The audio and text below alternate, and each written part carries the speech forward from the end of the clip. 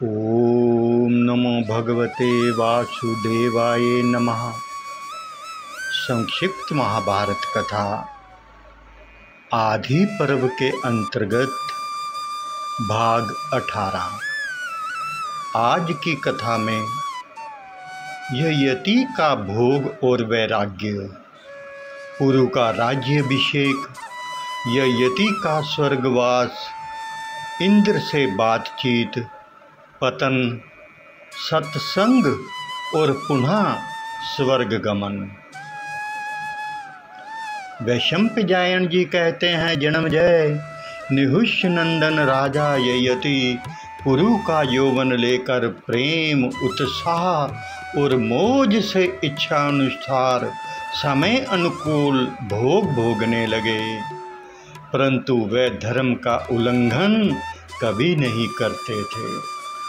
उन्होंने यज्ञों से देवताओं को, श्राद्धों से पितरों को, दान मान और वात्सल्य से दीन जनों को, मुँह मांगी वस्तुओं से ब्राह्मणों को, खान पान से अतिथियों को, संरक्षण से वैश्यों को और सद्व्यवहार से शूद्रों को संतुष्ट कर दिया। डाकू और लुटेरों को यथेष्ट दंड दिया। सारी प्रजा प्रसन्न हो गई। वे इंद्र के समान प्रजा पालन करने लगे। उन्होंने मनुष्य लोक के तो सारे भोग भोगे ही, नंदनवन, अलकापुरी और सुमेरु पर्वत की उत्तरी चोटी पर रहकर वहाँ के भी भोग भोगे। धर्मात्मा यति ने देखा कि अब सहस्त्र वर्ष पूरे हो रहे हैं। तब उन्होंने अपने पुत्र पुरु को बुलाया और कहा, बेटा,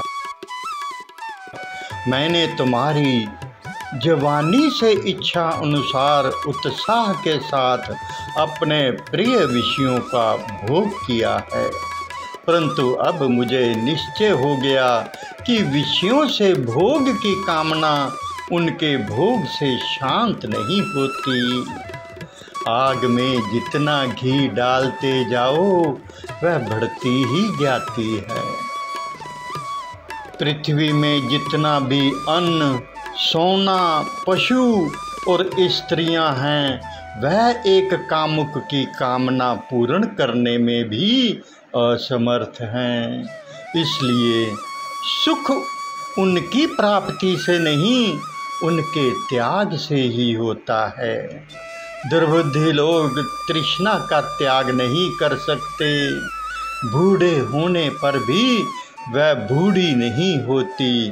वह एक प्राणांतक रोग है। उसे छोड़ने पर ही सुख मिलता है। देखो, विषयों का सेवन करते करते 1000 वर्ष पूरा हो गया, फिर भी मेरी तृष्णा दिनों दिन बढ़ती ही जा रही है। अब मैं इसे छोड़कर अपने मन को भ्रम में लगाऊंगा और भूख प्यास आदि द्वंद्वों से निश्चिंत तथा शरीर आदि से निर्मम होकर हिरणों के साथ वन में विचरूंगा। मैं तुमसे प्रसन्न हूँ। तुम अपनी जवानी ले लो और यह राज्य ग्रहण करो। तुम मेरे प्यारे पुत्र हो। बस पुरु ने अपना यौवन ले लिया और यति ने अपना बूढ़ापा। प्रजा ने देखा कि महाराज यति अपने बड़े पुत्रों को राज्य से वंचित करके छोटे पुत्र पुरु का अभिषेक करने जा रहे हैं। तब ब्राह्मणों को आगे करके सब लोग उनके पास आए और बोले, राजन, आप अपने ज्येष्ठ पुत्र जदु को छोड़कर पुरु को क्यों राज्य दे रहे हैं? हम आपको सचेत करते हैं, अपने धर्म की रक्षा कीजिए। यति ने कहा, सब लोग सावधानी से मेरी बात सुने। एक ऐसा कारण है कि मैं यदु को कभी राज्य नहीं दे सकता। मेरे ज्येष्ठ पुत्र यदु ने मेरी आज्ञा नहीं मानी थी। जो अपने पिता की आज्ञा नहीं मानता वह सत्पुरुषों की दृष्टि में पुत्र नहीं है। जो माँ बाप की आज्ञा माने, उनका हित करे, उन्हें सुख पहुँचावे, वही पुत्र है। पुरु के अतिरिक्त सभी पुत्रों ने मेरी आज्ञा की अवहेलना की। पुरु ने मेरा सम्मान किया, मेरी आज्ञा मानी, इसलिए यही मेरा उत्तराधिकारी है। यदु आदि के नाना शुक्राचार्य ने स्वयं ही मुझे यह वर दिया है कि जो तुम्हारी आज्ञा का पालन करे वही राजा हो।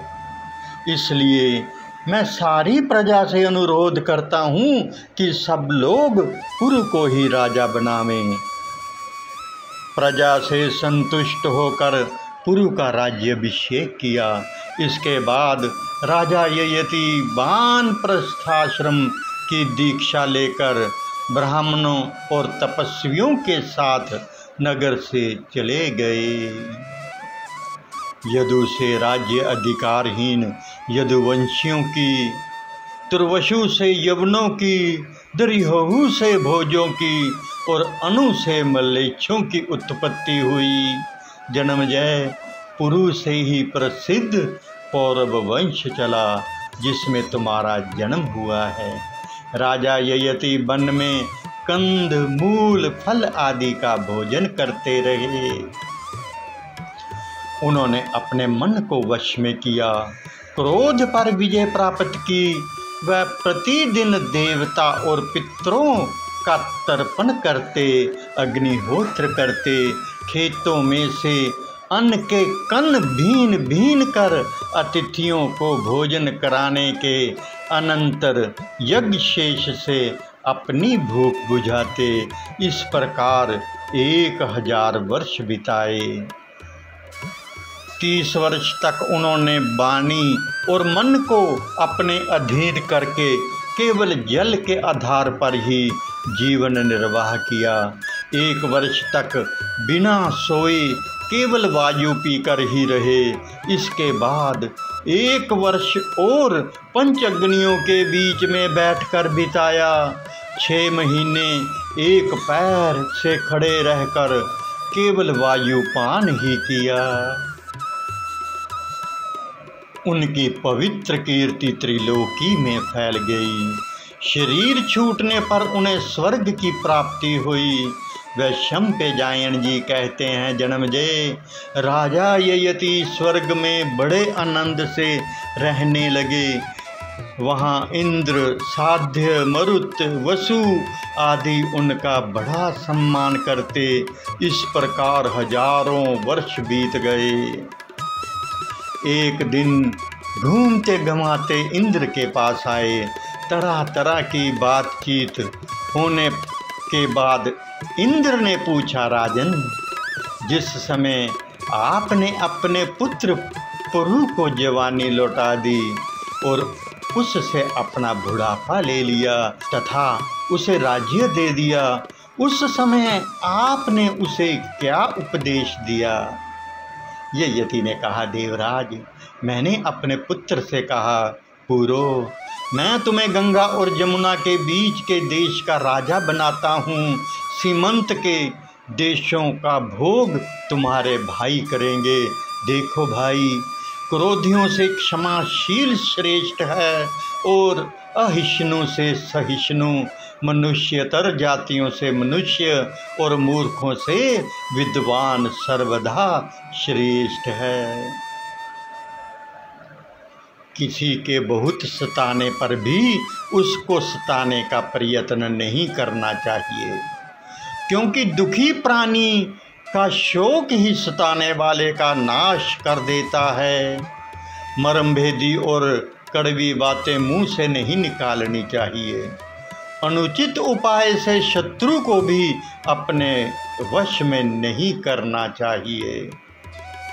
जिससे किसी को कष्ट पहुंचता हो, ऐसी बात तो पापी लोग बोलते हैं। जो अपनी कड़वी, तीखी और मर्म स्पर्शी बातों के कांटे से लोगों को सताता है, उसको देखना भी बुरा है, क्योंकि वह अपनी वाणी के रूप में एक पिशाचिनी को ढो रहा है। ऐसा आचरण करना चाहिए कि सत्पुरुष सामने तो सत्कार करे ही, पीठ पीछे भी तुम्हारी रक्षा करे। दुष्ट लोग कोई कड़वी बात कहे तो सर्वदा उसे सहन ही करना चाहिए तथा सदाचार का आश्रय लेकर सर्वदा सत्पुरुषों के व्यवहार को ही ग्रहण करना चाहिए। वाणी से भी बाण वृष्टि होती है, जिस पर इसकी बौछारें पड़ती हैं वह रात दिन सोच में पड़ा रहता है। इसलिए ऐसी वाणी का प्रयोग कभी नहीं करना चाहिए। त्रिलोकी में सबसे बड़ी संपत्ति ये है कि सभी प्राणियों के प्रति दया और मैत्री का बर्ताव हो, यथाशक्ति सबको कुछ दिया जाए और मधुर वाणी का प्रयोग हो। सारांश ये कि कठोर वाणी ना बोलें, मीठी वाणी बोलें, सम्मान करें, दान दें और कभी किसी से कुछ मांगे नहीं। यही सर्वश्रेष्ठ व्यवहार का मार्ग है।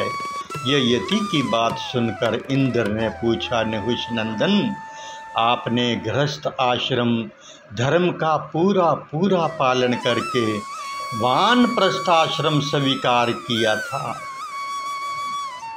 मैं आपसे यह पूछता हूँ कि आप राम तपस्या में किसके समक्ष हैं? यति ने कहा, देवता, मनुष्य, गंधर्व और महर्षियों में अपने समान तपस्वी मुझे कोई नहीं दिखाई पड़ता। इंद्र ने कहा, राम, तुमने अपने सम्मान बड़े और छोटे लोगों का प्रभाव ना जानकर सबका तिरस्कार किया है। अपने मुंह अपनी करनी का बखान करने से तुम्हारा पुण्य क्षीण हो गया। यहाँ के सुख भोगों की सीमा तो है ही, जाओ यहाँ से पृथ्वी पर गिर पड़ो। यति ने कहा, ठीक है, यदि सबका अपमान करने से मेरा पुण्य क्षीण हो गया तो मैं यहाँ से संतों के बीच में गिरूं। इंद्र ने कहा, अच्छी बात। इसके पश्चात यति पवित्र लोकों से च्युत होकर उस स्थान पर गिरने लगे जहाँ अष्टक, प्रदन्न, वसुमान और शिवी नाम के तपस्वी तपस्या करते थे। उन्हें गिरते देख अष्टक ने कहा, युवक, तुम्हारा रूप इंद्र के समान है, तुम्हें गिरते देखकर हम चकित हो रहे हैं। तुम जहाँ तक आ गए हो वहीं ठहर जाओ और विषाद तथा मोह छोड़कर अपनी बात बतलाओ। इन सत्पुरुषों के सामने इंद्र भी तुम्हारा बाल बांका नहीं कर सकता। दुखी और दीन पुरुषों के लिए संत ही परम आश्रय हैं। सौभाग्यवश तुम उन्हीं के बीच में आ गए हो। तुम अपनी व्यवस्था ठीक ठीक सुनाओ। यति ने कहा, मैं समस्त प्राणियों का तिरस्कार करने के कारण स्वर्ग से च्युत हो रहा हूँ। मुझ में अभिमान था। अभिमान नरक का मूल कारण है। सत्पुरुषों को दुष्टों का अनुकरण नहीं करना चाहिए। जो धन धान्य की चिंता छोड़कर अपनी आत्मा का हित साधन करता है वही समझदार है। धन पाकर फूलना नहीं चाहिए। विद्वान होकर अहंकार नहीं करना चाहिए। अपने विचार और प्रयत्न की उपेक्षा देव की गति बलवान है, ऐसा समझकर संताप नहीं करना चाहिए। दुखों से जले नहीं, सुख से फूले नहीं, दोनों में समान रहें। अष्टक, मैं इस समय मोहित नहीं हूँ, मेरे मन में कोई भी जलन नहीं है, मैं विधाता के विधान के विपरीत तो जा नहीं सकता, ऐसा समझकर मैं संतुष्ट रहता हूँ। अष्टक, मैं सुख दुख दोनों की अनित्यता जानता हूँ, फिर मुझे दुख हो तो कैसे क्या करूँ? आप करके सुखी रहूं, इन झंझटों से मैं उन्मुक्त रहता हूँ, इसलिए दुख मेरे पास फटकते नहीं। अष्टक ने पूछा, आप तो अनेक लोकों में रह चुके हैं और आत्मज्ञानी नारद आदि के समान भाषण कर रहे हैं, तो बताइए आप प्रधानतः किन किन लोकों में रहे? ययति ने उत्तर दिया, मैं पहले पृथ्वी में सार्वभौम राजा था, 1 सहस्त्र वर्ष तक महतलोक में रहा और फिर 100 योजन लंबी चौड़ी सहस्र द्वार युक्त इंद्रापुरी में 1 सहस्त्र वर्ष तक रहा। तदंतर प्रजापति के लोक में जाकर वहाँ भी 1 सहस्त्र वर्ष रहा।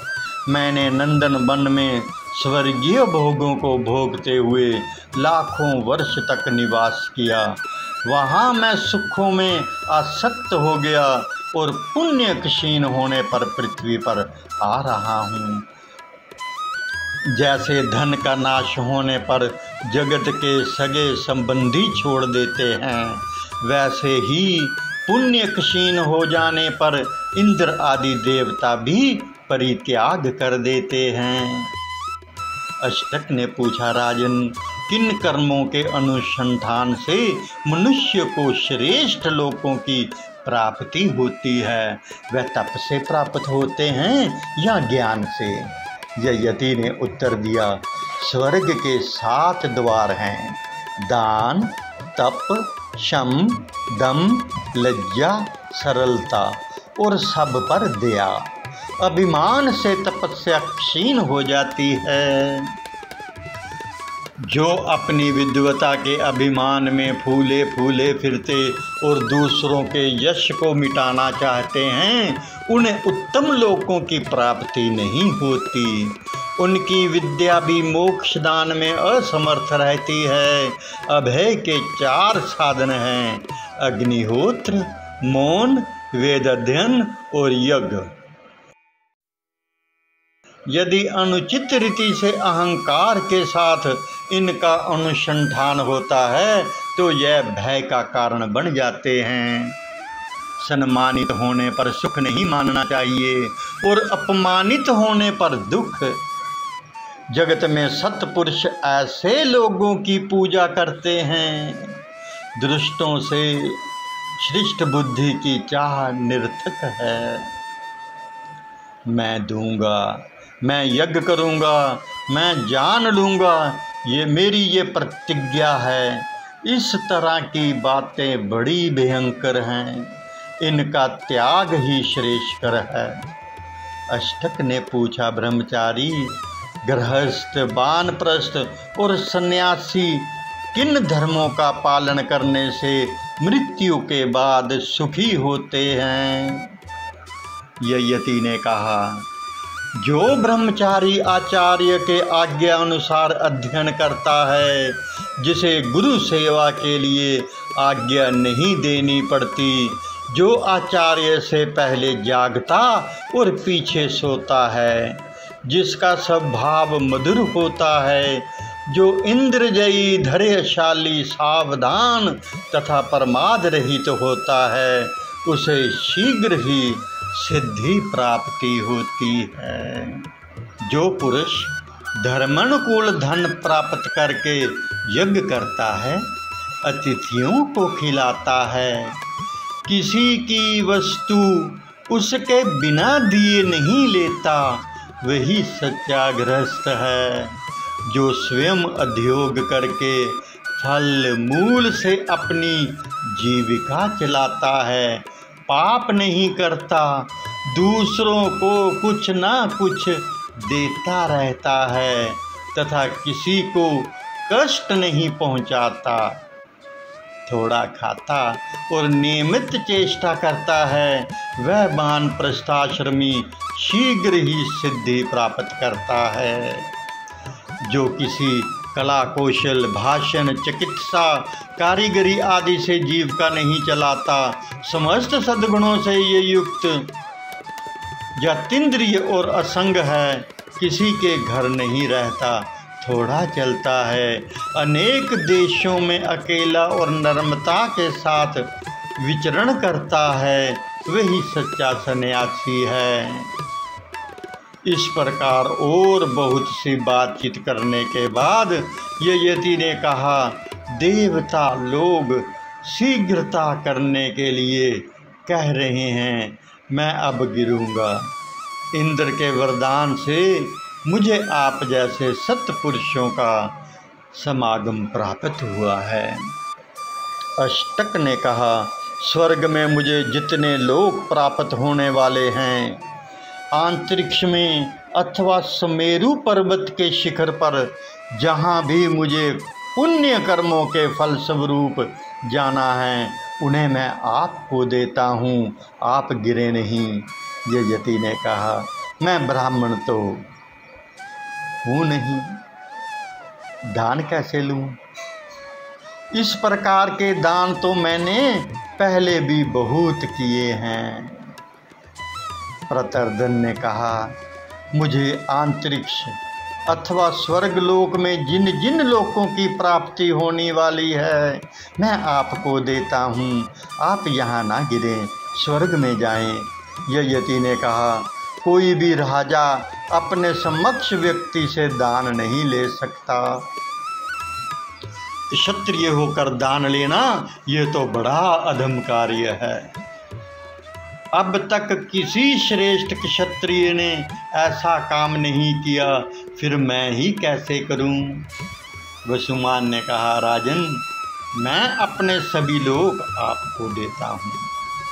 आप यदि इसे दान समझकर लेने में हिचकाते हैं तो एक तिनके के बदले में सब खरीद लीजिए। यति ने कहा, यह क्रय विक्रय तो सर्वथा मिथ्या है। मैंने अब तक ऐसा मिथ्याचार कभी नहीं किया।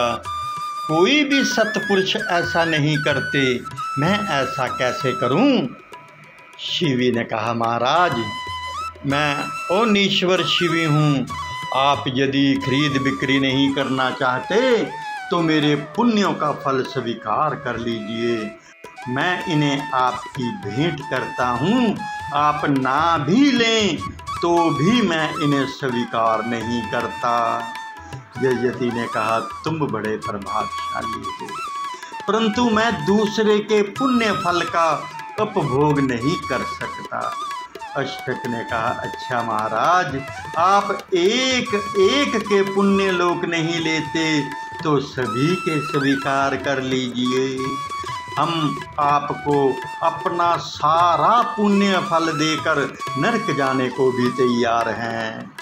यति ने उत्तर दिया, भाई, तुम लोग मेरे स्वरूप के अनुरूप प्रयत्न करो। सत्पुरुष तो सत्य के ही पक्षपाती होते हैं। मैंने जो कभी नहीं किया वह अब कैसे करूं? अष्टक ने कहा, महाराज, ये आकाश में सोने के 5 रथ किसके दिख रहे हैं? क्या इन्हीं के द्वारा पुण्य लोकों की यात्रा होती है? यति ने कहा, हाँ, ये सुनहले रथ तुम लोगों को पुण्य लोकों में ले जाएंगे। अष्टक ने कहा, आप इन रथों के द्वारा स्वर्ग की यात्रा कीजिए, हम लोग भी समय पर आ जाएंगे। यति बोले, हम सभी ने स्वर्ग पर विजय प्राप्त कर ली, इसलिए चलो हम साथ ही चलें। देखते नहीं वे स्वर्ग का प्रशस्त पथ दिख रहा है। अष्टक, प्रतर्दन, विस्मान और शिवी के प्रतिग्रह अस्वीकार करने के कारण यति भी स्वर्ग के अधिकारी हो गए थे। अतः सभी रथों पर बैठकर स्वर्ग के लिए चल पड़े। उस समय उनके धार्मिक तेज से स्वर्ग और आकाश प्रकाशित हो रहा था ओशनियर शिव का रथ आगे बढ़ता देखकर अष्टक ने ययति से पूछा, राजन, इंद्र मेरा प्रिय मित्र है। मैं समझता था कि मैं ही सबसे पहले उसके पास पहुंचूंगा। ये शिवी का रथ आगे क्यों बढ़ रहा है? ययति ने कहा, शिवी ने अपना सर्वस्व सतपात्रों को दिया था। दान, तपस्या, सत्य, धर्म की श्री, क्षमा, सभ्यता, सेवा की अभिलाषा, यह सभी गुण शिवी में विद्यमान हैं। इतना होने पर भी उसे अभिमान की छाया तक नहीं गई है। इसी से वह सबसे आगे बढ़ गया है। अष्टक ने पूछा, राजन, सच सच बताइए, आप कौन हैं और किसके पुत्र हैं? आप जैसा त्याग तो किसी ब्राह्मण अथवा क्षत्रिय में अब तक नहीं सुना गया। ययति ने उत्तर दिया, मैं सम्राट नहुष का पुत्र ययति हूँ। मेरा पुत्र पुरु है। मैं सार्वभौम चक्रवर्ती था। देखो, तुमसे गुप्त बात भी बतलाए देता हूँ, क्योंकि तुम अपने हो। मैं तुम लोगों का नाना हूँ। इस प्रकार बातचीत करते हुए सब स्वर्ग में चले गए। ओम नमो भगवते वासुदेवाय नमः। एक विनम्र निवेदन कि संपूर्ण महाभारत की रोचक एवं ज्ञानवर्धक कथाओं का आनंद लेने के लिए हमारे YouTube चैनल कान्हा सेवा के साथ जुड़ें तथा कथाओं को शेयर कर अपने मित्रों संबंधियों को भी लाभान्वित करके पुण्य के भागीदार बने। हरे कृष्ण कृष्ण कृष्ण हरे हरे, हरे राम राम राम हरे हरे। जय श्री कृष्ण।